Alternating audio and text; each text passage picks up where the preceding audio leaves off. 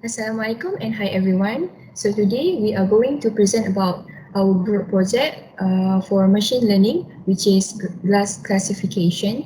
So before we start, I would like to introduce our group members. My name is MARYNA binti Muhammad GAMBAR.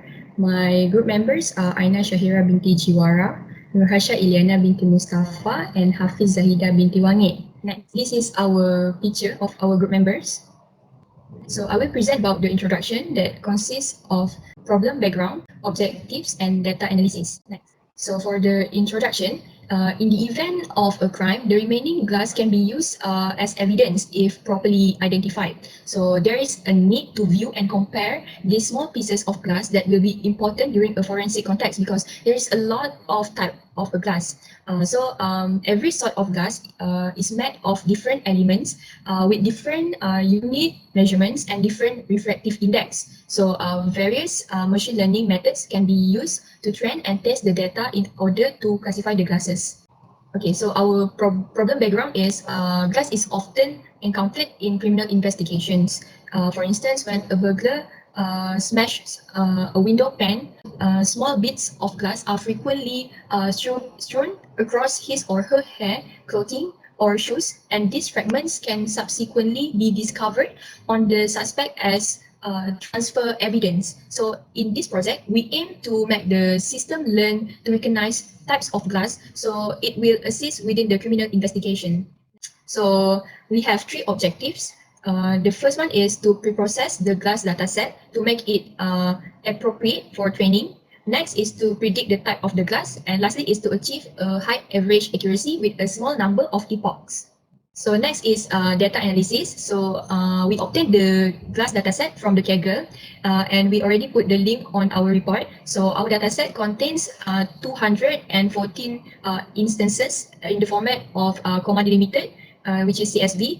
And then our dataset has 10 attributes and all are categorized as numeric attributes. And then the attributes are refractive index, sodium, magnesium, aluminium, silicon, potassium, calcium, barium, iron, and lastly is the type of glass.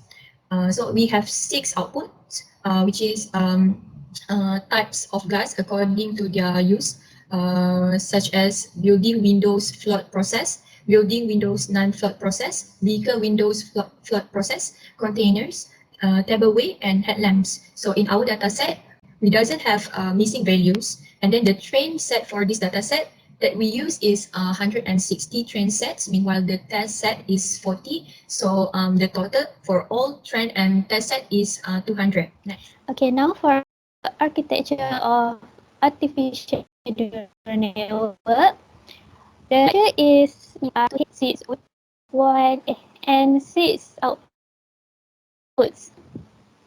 For the input layer, it consists of 9 nodes of neuron which will receive the numeric quantity of material in the glass like sodium, potassium, or iron. For the hidden layer, we have 2 hidden layers here. Hidden layer 1 have 20 neurons linked to 9 weight from the input layer, and hidden layer 2 have 10 neurons linked to 20 weights of the first hidden layer. And finally, for the output layer, we have 6 nodes because there will only be 6 possible outcomes from range of 1 until 7, excluding the number 4 because we do not have data for glass type 4. As can be seen here, we use the sequential model, which is the keras implementation of artificial neural network in Python. The network is fully connected with multiple dense layer, which use ReLU as softmax activation function. So layer dense and dense 1 indicate the hidden layer, which hidden layer 1 and hidden layer 2, and dense 2 is the output layer. The total parameter here is 476, which is the same for our trainable parameter. Hi, I'm Aina. So I will be presenting you the coding for our neural network. So first of all, we will be importing the libraries that we will be using.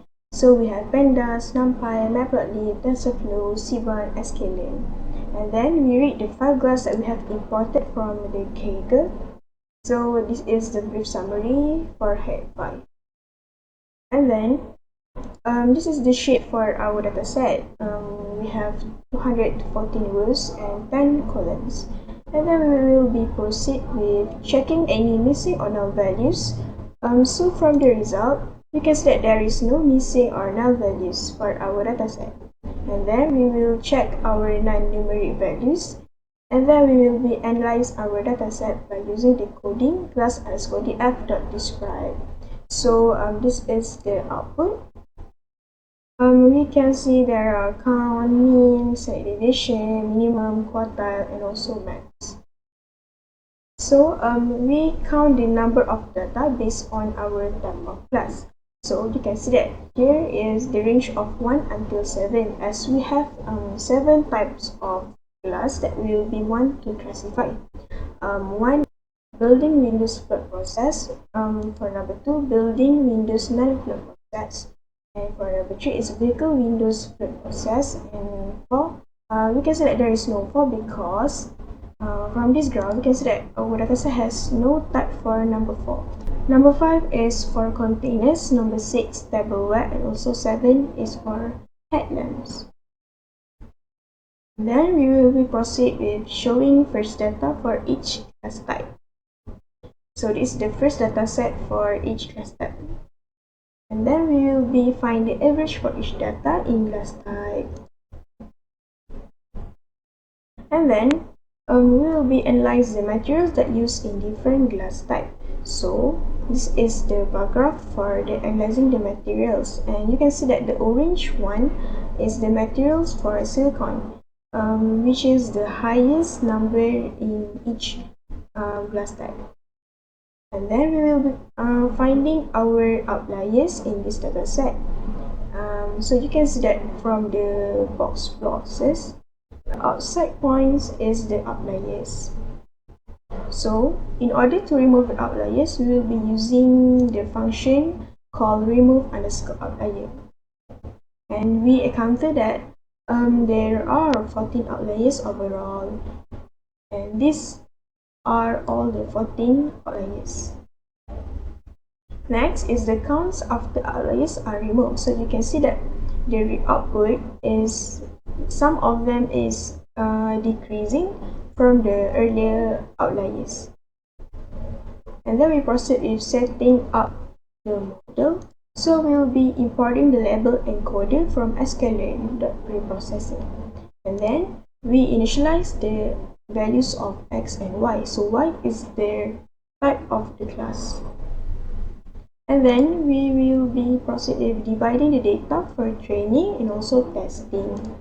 So the test size that we will be using is 0.2, and for the shape, for training x is 160 and 9, for testing x 40 and 9, and for training y is 160, and for testing y is 40.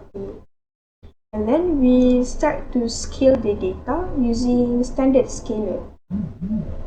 We want to normalize the scale for the data. And then we proceed with building up our neural network. We will be using the multi-layer perceptron, which is sequential for in this model.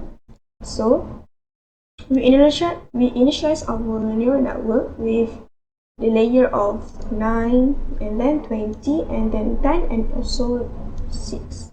So the input shape that the neural network will be getting is 9 inputs, units 20, and the activation that we'll be using is ReLU. So for the second hidden layer is the units is 10, activation is ReLU, and for the up layer is activation softmax and unit 6. And then we compile the model. We will be checking on the loss and also the accuracy. So loss, categorical unslope entropy, and for the default of our neural network is optimizer Adam. So this is the summary for our model, and we have a total parameter of 176 equal with trainable parameters. So next we train our model, so model.fit, and then together with batch size of 128 and also 20 epoch. So this is that I've run earlier, and you can see that the accuracy is not so high. And then we plot our graph for loss and the accuracy of training. So you can see that there are decreasing number of loss, and then this one is for the accuracy.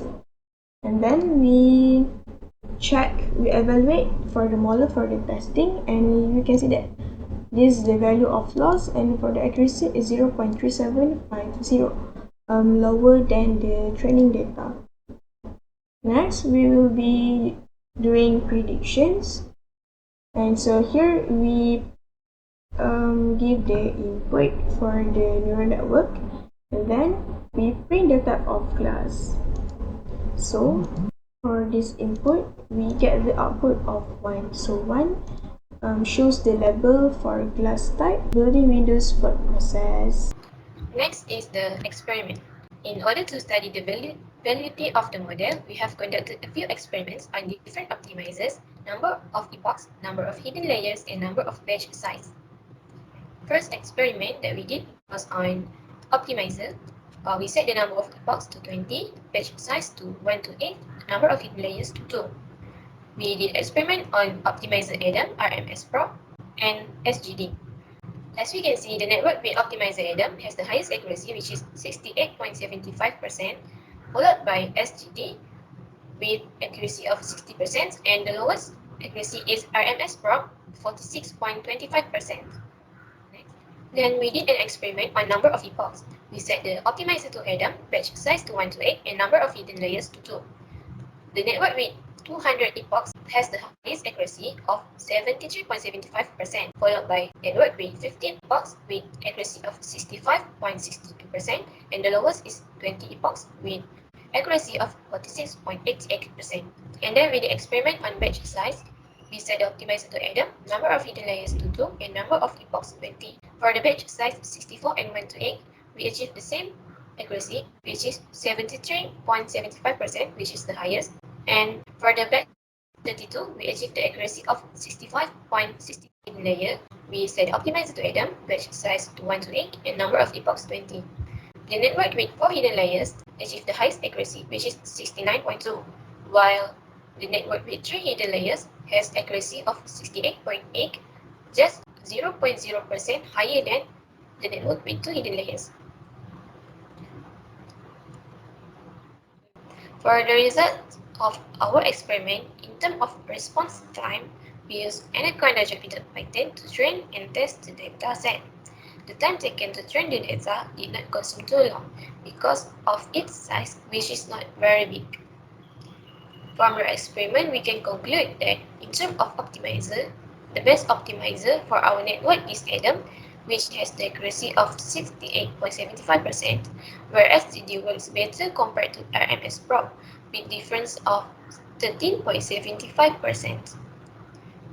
In terms of number of hidden layers, we found that our network works well with deeper layers, with proof of 4 hidden layers has the highest accuracy, which is 69.2%, while the 2 and 3 hidden layers have close values to each other. Next, in terms of batch size, we found smaller batch size produce small accuracy for this network. This is shown when batch size 64 and 1 to 8 has the accuracy of 73.75%. Lastly, in terms of number of epochs, we conclude that our networks learns better and more accurately with a large number of epochs. This is when our network reach accuracy of 73.75% with 200 epochs. Now I will explain on the firstly, the is valid and complete because it has no missing value or outliers. Initially, we did have some outliers, but we have removed them in the pre-process step. Next, the model reached its optimal state as many experiments on hyperparameters have been done in enhancing their accuracy. Lastly, this prediction of glass type can help people like industrial worker or glazier to perform their work better because different type of glass need to handle differently. It can also help those who solving criminal investigation, such as detective or police officer, to carry out more faster and efficient investigation when the case are involving glass. So that's conclude our presentation. Thank you for listening.